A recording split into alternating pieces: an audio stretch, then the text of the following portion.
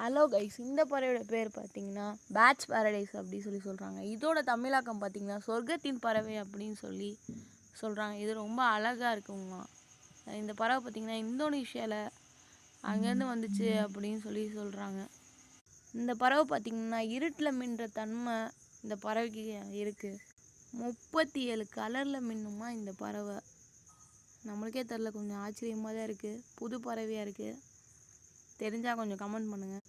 இந்த பறவை பார்த்திங்கன்னா இந்த பறவையோட ஸ்பெசிஃபிக்காக தலைப்பகுதி, அப்புறம் அதோட இறகு, அதோட மார்பு, அப்புறம் அதோட தோள்கள், அப்புறம் அதோட முகத்தில் சில பகுதிகளில் இது மின்னும் அப்படின்னு ஆய்வில் கண்டறியப்பட்டுச்சு. பிடிச்சிருந்தா வீடியோவை மறக்காமல் ஷேர் பண்ணுங்கள், லைக் பண்ணுங்கள் கைஸ்.